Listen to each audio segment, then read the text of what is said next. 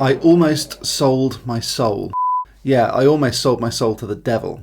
Hi everyone, I'm Neil Trigger, and in today's video I'm going to tell you exactly how to sell your soul and how I nearly sold my soul to the devil. So click that like button right now, subscribe and ding that bell button so you don't miss out on a single magic minute, because it's all coming up right after this.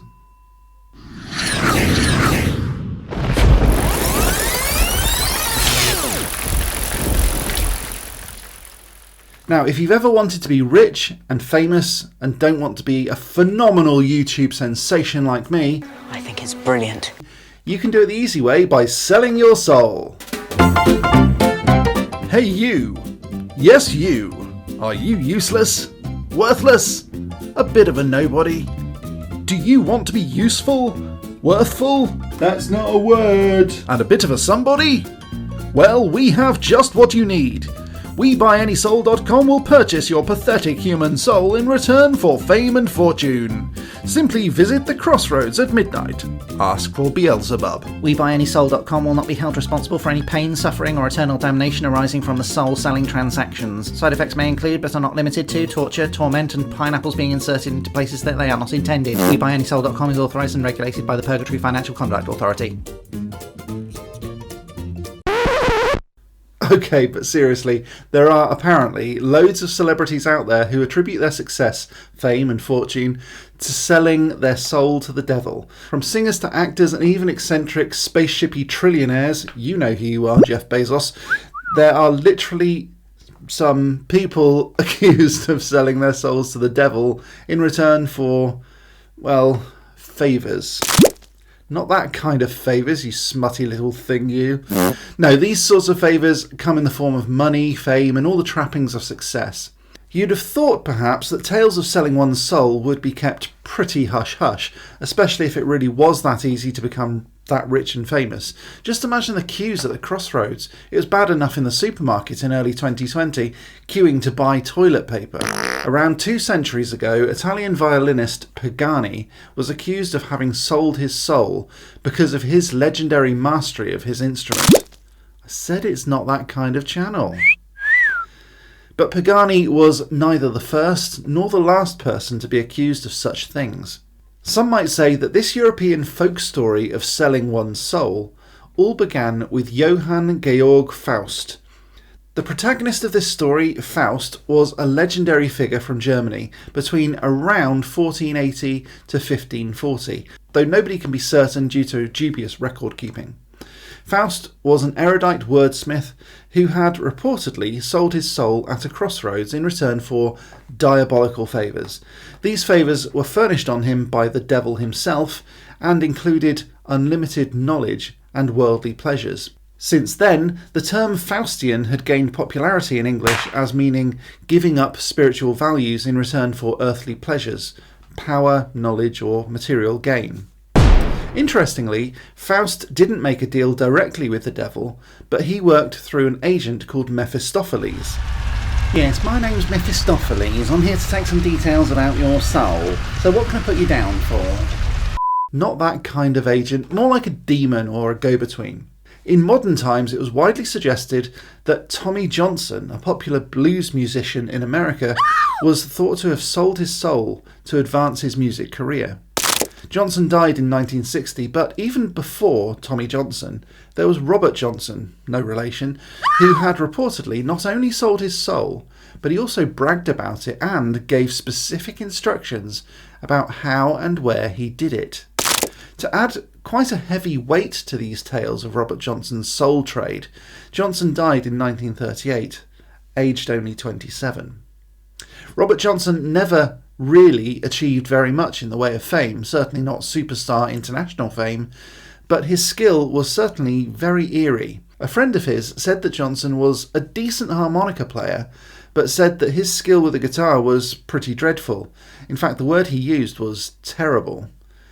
That was until Robert Johnson went mysteriously missing for a few weeks. When he came back, he was suddenly in possession of prodigious skill with the guitar, and when questioned by Son House, a bluesman and contemporary of Johnson, he was told that Johnson had sold his soul to the devil. Of course, Robert Johnson might have just been messing with House to get a good fun reaction, or perhaps Johnson had just been practicing for a few weeks, but to go from terrible to this level of skill, House couldn't believe that it was anything other than a diabolical trade that could have done it. Johnson gave a detailed account of how he had taken his guitar with him to the crossroads of highways 49 and 61 in Clarksdale, Mississippi.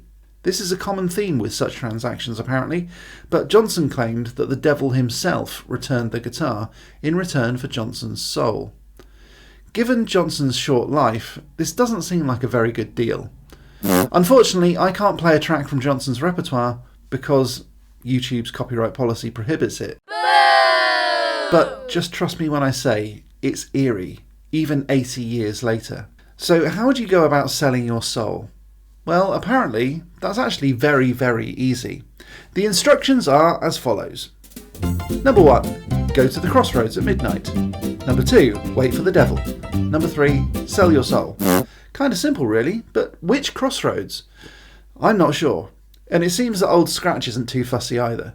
From Germany to America, any old crossroads seem to be able to do the trick. Apparently. The main issue in the UK, of course, is that most crossroads have a roundabout plonked on it. Anyone want to buy a soul? So why a crossroads? Well, according to legend, it could be for any number of reasons. It might be to mock the Christian cross, it might be a sign of supplication like St. Peter being crucified on an X-shaped cross, although that theory is a little bit less believable than others, I guess, and still others believe that it's so that the souls can't find their way back.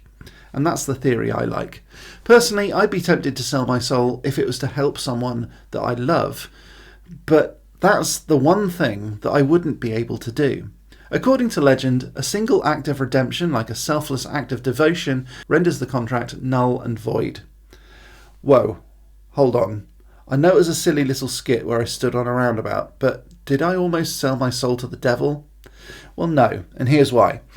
Now, I've studied contract law at university when I went to law school, and I'm not really sure that the devil would ascribe to these precepts, but just let me explain. To have a valid contract under the law of England and Wales, we need to have an offer and an acceptance, and clearly the selling of a soul would have that. There needs to also be something called consideration, and this is a confusing term, but I'll break it down for you, and basically it means changing your position. So both sides need to change their position, and since the devil would be giving you something, and you would be giving your soul for that something, the consideration side of the contract would be satisfied from both sides.